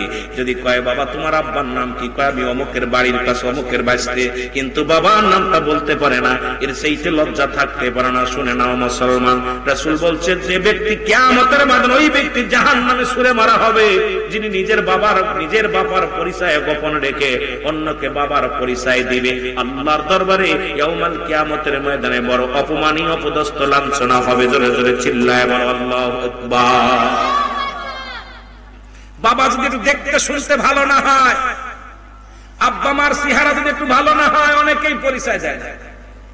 চিন্তা করে আব্বার পরিচয় দিলে ইজ্জত থাকবে না। অফিসের বস, বাবা কৃষক, এখন কৃষক বাবার পরিচয় যদি সন্তান দেয় যে ওইটা আমার আব্বা, পিয়নে যদি জিজ্ঞাসা হুজুর স্যার আপনার আব্বা, কাজের ছেলে, কাজের মানুষ, জোরে বলেন ঠিক কিনা? আমার ভাইয়েরা, আমার বন্ধুরা, আমার গভীর মনোযোগ, যারা বলতেছিলাম এক নম্বরে তাদের প্রতি শ্রদ্ধাশীল হওয়া লাগবে। মুসলমান শুনে না, এমন ভাবে শ্রদ্ধাশীল হওয়া লাগবে যেমন আপনার অফিসের বসকে আপনি সম্মান করেন, যেমন পৃথিবীর মধ্যে আপনি একজন মন্ত্রীকে সম্মান করেন, ইজ্জত করেন, এমন শ্রদ্ধা করেন, সম্মান করেন। স্যারকে যেমন সম্মান করেন, আপনার পিতা মাতা সে যদি দেখতেও খারাপ হয়, সে যদি মূর্খ হয়, যদি অশিক্ষিত হয়, তবুও তাকে এত ভাবে শ্রদ্ধাশীল হবেন, এমন ভাবে তাকে শ্রদ্ধা করবেন, এমন ভাবে সম্মান করবেন, কিঞ্চিত পরিমাণ যেন বাবা মার মনে কষ্ট না হয়। জোরে বলা যাবেন আল্লাহু আকবার। আর একটু জোরে জোরে চিল্লায় বলেন না আমিন। এ মুসলমান, 2 নাম্বার হলো, আপনি কয়টা নাম্বার আমি বলে যদি সময় পাই অন্যদিকে আলোচনায় যাব। যেহেতু পিতা মাতার কথা বলতে গিয়েছিলাম, মুসলমান গভীর মনোযোগ, 2 নাম্বার হলো মনে প্রাণে তাদেরকে ভালোবাসতে হবে। কোন রকম কিঞ্চিত পরিমাণ বাবা মার উপরে অসন্তুষ্ট হওয়া যাবে না গো। সন্তান যদি পৃথিবীর মধ্যে এমন ভাবে মন থেকে প্রাণ থেকে তাদের ভালোবাসতে হবে, কিঞ্চিত পরিমাণ তাদের প্রতি অবহেলা করা যাবে না। এই মুখে ভালোবাসা, লিপসন ভালোবাসা, অন্তরের ভিতরে ভালোবাসা নাই। আমার অনেক যুবক আছেন বাবা মাকে মনে প্রাণে ভালোবাসতে পারে নাই, স্ত্রীকে ভালোবাসে, সন্তানকে ভালোবাসে, প্রতিবেশীরে ভালোবাসে, কিন্তু বাবা মার সামনে আসলে তার ভালো লাগে না। আমি আপনাদেরকে বলে যাই, বাবা যদি কৃষক হয়, বাবা যদি আপনার জন বেচে, বাবা যদি আপনার কানা হয়, কোড়া হয়, ল্যাংড়া হয়, তবু আপনার পিতা, তিনি জন্মদাতা পিতা, জন্ম গর্ভধারিণী মা, তাকে আপনি এমন ভাবে মনে প্রাণে ভালোবাসবেন, মন এবং প্রাণ দিয়ে এমন সুন্দর ভালোবাসবেন। সারা পৃথিবী যদি আপনাকে দেওয়া হয়, সারা পৃথিবীর রাজত্বই যদি আপনাকে দিয়ে দেওয়া হয়, একদিকে পৃথিবীর সম্পদ থাকবে, আর একদিকে আপনার পিতা মাতা থাকবে। দুনিয়ার সম্পদের মুখাপেক্ষী না হইয়া ওই ইমানদার সন্তান যদি হও, জান্নাতি সন্তান হও, অবশ্যই অবশ্যই পিতা মাতার প্রতি ভালোবাসা অর্জন করবে। সারা পৃথিবীর সমস্ত সম্পদকে তুমি না বলে আব্বা মারে তুমি আপন ভাবে কোলে নিবে। জোরে বলেন সুবহানাল্লাহ।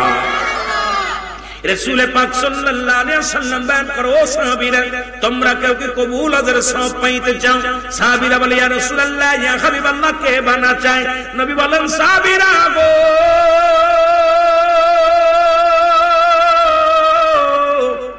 যাদের পিতা মাতা দুনিয়ার মধ্যে জিন্দা আছে গো, শুধু সালাম দিবে, আসসালামু আলাইকুম মা, আসসালামু আলাইকুম বাবা, তোমার আমল নামায় একটা কবুল আজর সব লেখা হয়ে যাবে। জোরে বলেন মারহাবা।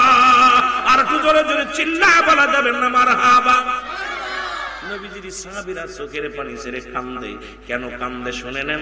কারণ কদিন আগে বাবা দুনিয়া থেকে বিদায় হয়ে গেছে, কদিন আগে মা বিদায় হয়ে গেছে। রাসূল ডাকতে বলে, সাহাবীরা রে, তোমরা কেন কান্দো?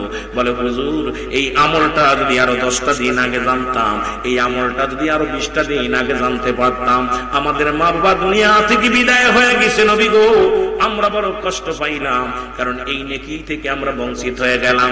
আমার নবী কয়, সাহাবীরা রে, তোমরাই বুঝেছি রে, আমি নবীর মাও নাই, বাবাও নাই রে। আমার আল্লাহ ডাকতে বলে,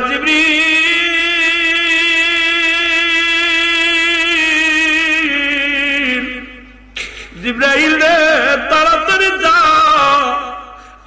হাবিবের চোখ দিয়ে পানি বাইরায়। আমার আল্লাহ ডাক দেখায়, জিবরিল রে, নবীরে জানায় যাদের আব্বা নাই, যাদের মা নাই, তারা যেন আমি আল্লাহর কাছে এইভাবে দোয়া করে, রব্বির গামহুমা কামা রব্বায়ানি সগীরা। জোরে জোরে চিল্লায়া বলা যাবে না সুবহানাল্লাহ। ওরে আমি যদি যাই গো মারা, আমি যদি যাই গো মারা বিদেশের মাটিতে, লাশটাই আমার পৌঁছাই দিও মায়েরই কোলেতে। বলো লাশটাই আমার, আরো জোরে বলেন, লাশটাই আমার পৌঁছাই দিও মায়েরই। ওরে আমি যদি যাই গো মারা, আমি যদি যাই গো মারা বিদেশের মাটিতে, লাশটাই আমার পৌঁছাই দিও মায়েরই কোলেতে। বলো লাশটাই আমার, জন্মের পরে যে কোলেতে রাখছে আমার মা, সেই মাকে না দেখাইয়া দাফন দিও না, তোমরা দাফন দিও না। জন্মের পরে যে কোলেতে রাখছে আমার মা, সেই মাকে না দেখাইয়া দাফন দিও না, আমায় দাফন দিও না। মায়ে দেখলে আমার মুক্তি একবার, মায়ে দেখলে একবার মুক্তি একবার, শান্তি পাবে কলিজায়, সেই মায়ের না দেখাইয়া দাফন দিও না, তোমরা সেই মাকে না দেখাইয়া। ওরে আমি যদি যাই গো মরে, আমি যদি যাই গো মরে বিদেশের মাটিতে, লাশটাই আমার পৌঁছাই দিও মায়েরই কোলেতে। হায় হায় লাশটাই আমার, দুঃখিনী মা দেখবে আমার মুখটা যখন খুলে, সারা জীবন রাখবে আমার মা জননী মনে। হায় রে মা জননী মনে, দুঃখিনী মা দেখবে যখন মুখটাই আমার খুলে, সারা জীবন রাখবে আমার মা জননী মনে, আমার মা জননী। আমার সেই মারে না দেখাইয়া, সেই মারে না দেখাইয়া দাফন করো না ভাইরে, আর সেই মারে না দেখাইয়া দাফন দিও না মোরে, লাশটাই আমার পৌঁছাই দিও মায়েরই কোলেতে। বলো লাশটাই আমার, ওরে আমি যদি যাই গো মোরে, আমি যদি বিদেশের মাটিতে, লাশটাই আমার পৌঁছাই দিও মায়েরই কোলেতে। বলো লাশটাই আমার, জন্মের পরে যে কোলেতে রাখছে আমার মা, সেই মাকে না দেখাইয়া দাফন দিও না, আমায় দাফন দিও না। জোরে, জন্মের পরে যে কোলেতে রাখছে আমার মা, সেই মারে না দেখাইয়া দাফন দিও না, বাইরে দাফন দিও না। মায়ে দেখলে আমার মুক্তি খুলে, একবার মায়ে দেখলে আমার মুক্তি খুলে, শান্তি পাবে কলিজায়, লাশটাই আমার পৌঁছাই দিও মায়েরই কোলেতে। বলো লাশটাই আমার, এ দুনিয়ার মুসলমান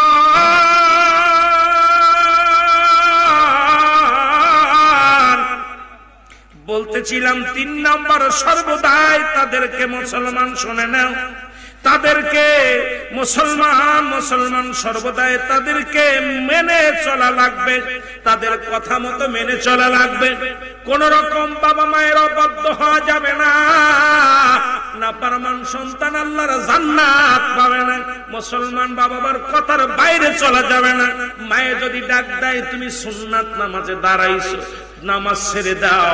মায়ে যদি ডাক দিছে তোমার একমাত্র ফরজ নামাজ ব্যতীত, মায়ে যদি ডাক দেয় রুহুল আমিন কোথায় রে বাবা, মোশাররফ হোসেন কোথায়, ও মুসলমান মামুর রশিদ কোথায়, ছেড়ে দাও তুমি নফল নামাজ সুন্নাত নামাজ ছেড়ে দাও, ছেড়ে দিয়ে মায়ের ডাকে সাড়া দাও, বাবার ডাকে সাড়া দাও।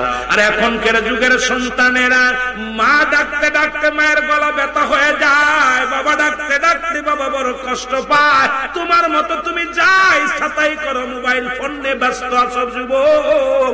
ও যুবক, দিলের কান্ডা লাগা শুনে না, পিতামাতার কথা মেনে চলতে হবে, পিতামাতার আদেশ মেনে চলতে হবে।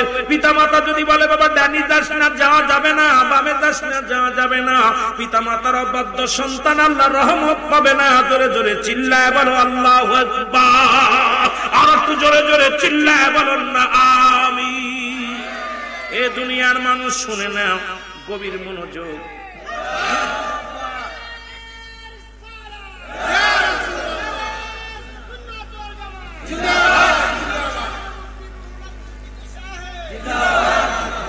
এ মুসলমান, 4 নাম্বার তাদের খেদমত করা লাগবে। মারহাবা বলো না।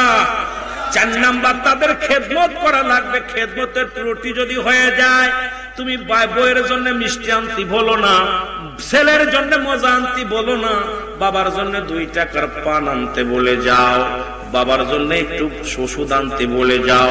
জনম দুঃখিনী মা সারা রাত কত কষ্ট করে কেসেছে, এই ঠান্ডা পানি দিয়ে উজু করিয়া ঠান্ডা লাগায় ফেলেছে, তুমি মা বাবার জন্য ওষুধ কিনতে বলে যাও। ঠিকই তো সন্তানের জন্য মজা কিনতে বলো না। ও মুসলমান শুনে নাও, হুকুম কার? আমার আল্লাহর। ওই মা বাবার মুসলমান তাদের খেদমত করা লাগবে। কি লাগবে, কখন কি লাগবে? তোমার আব্বা জান 5 ওয়াক্ত সালাত আদায় করে দৌড়ায়া দাও, যখন সন্ধ্যা লেগে গেছে পানিটা গরম করে দাও, বিছনাটা গরম করে দাও, বিছনাটা বানায়া দাও। ও মুসলমান শুনে নাও, দিলের কান্ডা লাগা শোনো, বাবার লাঠিটা গায়ে দাও, বাবার জুতাটা গায়ে দাও। তোমার আব্বা মা বুড়া হয়ে গেছে, গোসল করে দাও, মা বাবার মাথার মধ্যে হাত বুলাও দাও। যতক্ষণ পর্যন্ত তোর মা বাবা ঘুমাবে না, ততক্ষণ পর্যন্ত বিছনায় পিঠ লাগাস না রে যুবক। আরে মা ঘরের মধ্যে বইয়া ডাকে, বৌমা তোমার শ্বশুর একটু পানি দাও। ছেলেকে ডাকতে বলে, বাবা রে আমার একটু কম্বল বিছনাটা বানা দাও। যুবক, আমার রাসূল বলে গেছে, আল্লাহ হুকুম দিছে, ও যুবকের শোন, পিতা মাতার খেদমত করা লাগবে। খেদমত যদি ত্রুটি হয়ে যায়, আল্লাহর আরশ পর্যন্ত কেঁপে যায়। জোরে জোরে চিল্লায় বলা যাবে না আল্লাহু আকবার। আমার ভাইরা, আমার বন্ধুরা, কথাগুলো বলতে গেলে এই 14টা বিষয় নিয়ে যদি কথা বলতে হয়, সময়ের ব্যবহার, সময় দরকার। তবে আমি ওদিকে যেতে পারবো না বেশি আলোচনায়। আজকে শ্বশুরের খেদমত করো, শাশুড়ির খেদমত করো, ভাইয়ের খেদমত করো, বোনের খেদমত করো। আর জনম দুঃখিনী মা বাবা এই শীতের দিনে কত কষ্ট করে রে যুবক, আল্লাহর দরবারে সারা পাবি না, সারা পাবি না। আরে মা বাবার মনে একটা বড় কষ্ট লাগে। আনোয়ারপুরের অনেক বাড়ির মধ্যে লেখা আছে মা বাবার দোয়া, দোকানের মধ্যে লেখা আছে মা বাবার দোয়া। আল্লাহর কসম করে বলি যুবক শোনো, আরে মা বাবা দোয়া করলে গাড়ির মালিক হওয়া যায়, বাড়ির মালিক হওয়া যায়। এটাও মনে রাখবা, মা বাবা দোয়া করলে আল্লাহর জান্নাত পাওয়া যায়। জোরে বলেন ঠিক কি না? আমার ভাইরা, আমার বন্ধুরা, আমার 5 নম্বরে তাদের প্রয়োজনীয়তা পূরণ করা লাগবে। বলা লাগবে না তোমার কি লাগবে। এই যে শীতের সময় আসছে, বাবার একটা শাল কিনে দাও। তুমি গরিব মানুষ, পারো না, একটু ফুটপাত থেকে একটা জ্যাকেট কিনে দাও, গরম কাপড় কিনে দাও। তাদের প্রয়োজনীয়তা কি লাগবে? বাবা মা আগে বললাম, মুসলমান শোনো, দুপুর বেলা গোসল করবে, বাবার পানিটা টেনে গরম করে দাও, আব্বারে পানিটা গরম করে তুমি পাটা একটু ডলে দাও, গাটা ডলে দাও, নখগুলো কেটে কেটে দাও, মাথার চুলগুলো কেটে দাও, কাপড়গুলো পরিষ্কার করে দাও। তাদের কি লাগবে? তাদের খেদমত করা লাগবে। প্রয়োজনীয়তা কি প্রয়োজন তোমার বোঝা লাগবে। বাবা মা বলার আগে কি প্রয়োজন তোমার এই প্রয়োজনগুলো পুরা করা লাগবে। না হয় আমার আল্লাহ রাব্বুল আলামিনের কাছে ধরা পড়ে যেতে হবে। তোমার কি লাগবে? তোমার আব্বার, তোমার মার কি লাগবে? এটা প্রয়োজনীয়তা পুরা করা লাগবে যদি আল্লাহকে খুশি করতে চাও। আর যখন এই মা বাবা প্রয়োজনীয়তা পুরা করতে পারবা গো, আমার আল্লাহর দরবারে হাত উঠায় দিবে আব্বা মা, আমার আল্লাহ রাব্বুল আলামিন জান্নাতের দরজা খুলে দিবে তোমার জন্য। জোরে বলা যাবে না সুবহানাল্লাহ? আর একটু জোরে চিল্লায় বলেন আল্লাহু আকবার। ও যুবক,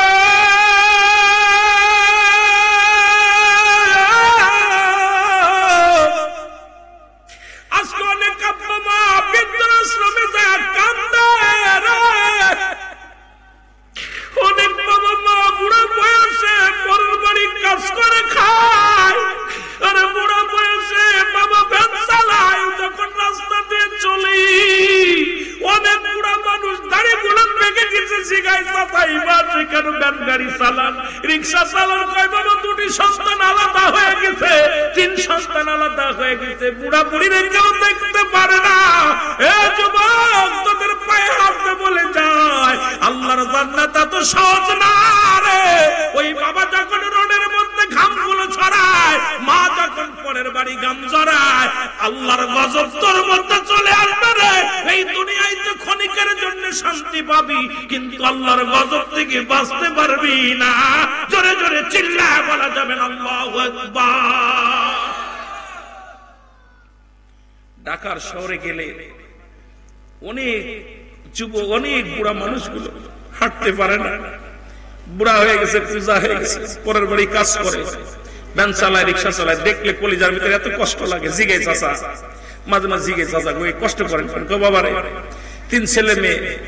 আমার বাড়ির কাছে এক সোনা ফকির আছে, 2 ছেলে আরে বিয়ে করে শ্বশুর টানে, অথচ বাবা ভিক্ষে করে খায়। একদিন জিজ্ঞেসি, কয় বাবারে আমি ভিক্ষে করতে ওগুলো বুড়ো কালে ভিক্ষে করা লাগবে। আমি এমন দোয়া করে যাই, আমার ভাতটা জোটে না, আমার বিছনা জোটে না।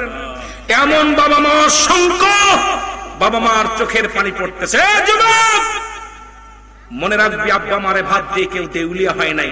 আল্লাহ আব্বা মার খাবার দেওয়ার পর আল্লাহ তারে শান শৌকত বাড়িয়ে দিয়েছে। জোরে বলেন ঠিক কিনা? আরো জোরে বলেন ঠিক কিনা? বড় ভাই দিবে, ছোট ভাই দিবে না, তুমি দেবা। তোমার কথা থাকবে বিবি, রে বিবি, আমার ছেলেকে একবেলা খেতে দিলে আমার বাবাকে দিবি, আমাকে একবেলা খাবার দিলে আমার বাবাকে দিবি। কে দিল দেখার বিষয় না, ছোট দিল কি বড় দিল, মেজে দিল দেখার বিষয় না। আমি আমার আব্বা মা, আমার তাদের জন্মের আমি সবচেয়ে বড় প্রাপ্তি। কারণ হলো পৃথিবীর মধ্যে তারা আমাকে জন্ম দিয়েছে, এটাই আমার সবচেয়ে বড় পায়। এই শুকরিয়া আদায় করতে গেলে তোমার গায়ের চামড়া দিয়ে যদি বাবা মা জুতা বানিয়ে দাও তবে ঋণ শোধ হবে না। এই জন্য আমি অনুরোধ করব, কোন বাবা মায়ের দিকে কোনো তাকানোর সময় নেই। আপনি যতটুকু পারেন আগে বাবাকে ডাক দাও, আব্বা আমার পাশে বসেন, 2টা খান। মা আপনার পাশে বসেন। আলাদা হয়ে গেছেন, ঠিক আছে, ভাইয়ে ভাই আলাদা হয়েছেন, দুঃখ নাই, ভাইয়ে ভাই তো এক থাকবেন না।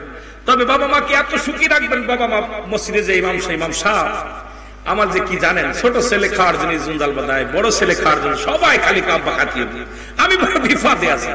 ইমাম সাহেব, আপনারই তো কপাল, আপনি ইমাম বাজারে দাঁড়িয়ে জানেন।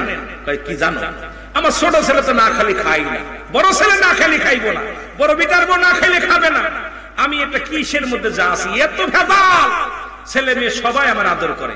এই যে দোয়া করা, হাত উঠায় দোয়া করা লাগে না, দোয়া করা লাগে না, হাত উঠানো। খালি একটা কথা বলছে, ভাই তুমি কি জানো আমার ছোট ছেলে এরকম রাত্রে যখন অফিস থেকে বাড়ি আসে আমাকে ডাকো, আব্বা, বাবা গো আপনি খাইছেন? কয় খাইছি। আব্বা আমার কাছে বসেন না, আপনার সাথে আমি। বাবা গো, আমি প্লেটটা নিয়ে, বাবার আমার ছেলে প্লেটটা নিয়ে আমার ঘরে চলে আসে, এসে আমার কাছে বসে খায়। আমার মেজো ছেলে কি করে জানো, সে মাস পরে যদি বাড়ি আসে, আমি না খাওয়া পর্যন্ত আমার ছেলে খায় না। আমার বড় ছেলে কি করে জানো, আমার বড় ছেলে যতক্ষণ পর্যন্ত আমি যতক্ষণ পর্যন্ত একটু পানি না খায় আমার সন্তান খায় না। এই ছেলে মেয়েগুলো নিয়ে কি বিপদে আছি। আমি কি বুড়া বয়সে তো খাতে পারি না, খাইলে আমাকে ছাড়ে না। দোয়া করা লাগে না, খালি এই কথাটা বলছে।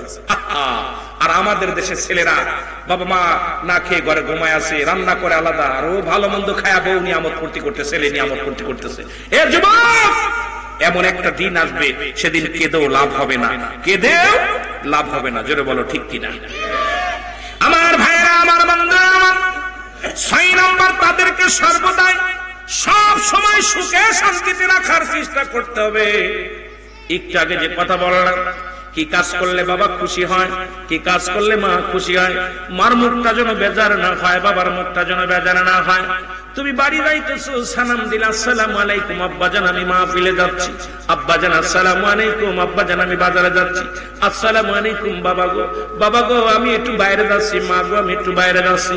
একটু কিছু কোয়া লাগে না, শুধু ডাকতে বলবা মা, বাবা গো আমি বাজারে যাই, তোমাদের কিছু লাগবে কি বাবা? বাবা কিছু লাগবে নি। বাবাই কয় বাবা তুই গরিব মানুষ, তুই পাবি কই? তোর ছেলে মেয়ে তুই খা, লাগবে না আমার। আবার যার সময় বলেন আব্বা গো আমি যাইতে, সারাদিন ব্যান চালায়া বাড়ি আসলেন, রাজমিস্ত্রি কাজ করে বাড়ি আসলেন, দিন মজুরি জন বেচে বাড়ি আসলেন, ডাকতে বলেন আম্মা যান আপনি যাই হাতে করে নিয়ে আসেন আপনার ছেলেরই দেবে। ডাকতে বলো মা এই নাও, মজাটা নাও, তুমি নাও। মা বলবে বাবা আমার বুড়া হয়ে গেছি, খাইতে পারি না, তোর ছেলের হাতে কয় না মা তুমি দাও। আর ওই মা যখন হাতের মধ্যে নিয়ে তোর কলিজার টুকরা সন্তানের ডাকবে, ডাক দিয়ে যখন হাতে মজাটা ধরায় দিবে, এটা তোর জন্য বড় নিয়ামত। জোরে জোরে বলেন ঠিক কিনা? যুবক বন্ধুরা এই নিয়ামত থেকে বঞ্চিত হয় না। জোরে বলেন ঠিক কিনা? আর একটু জোরে বলেন ঠিক কিনা? ও যুবক, 7 নম্বর হলো নিয়মিত তাদের সঙ্গে সাক্ষাৎ করতে হবে। কারণ সন্তানাদি তুমি চাকরি করো, বাড়িতে সাক্ষাৎ করো, বিদেশ গেছো, ফোনটা দাও, আগে ফোনটা দিয়ে মারে সালাম দাও, বিবিরে ডাক দেখো, বিবিরে আমার মাকে আগে দাও, বাবারে আগে দাও, বাবা মায়ের সাথে সাক্ষাৎ করো। সবার বন্ধু বান্ধবের সাথে ঘন্টার পর ঘন্টা আলাপ করতে পারো, কিন্তু মার লগে একটু সময় দিতে পারো না, বাবার লগে একটু সময় দিতে পারো না। আমি অনুরোধ করবো যুবক, এখনো সময় আছে, আব্বা মার খেদমত করো। জোরে জোরে চিল্লায় বলো আল্লাহু আকবার।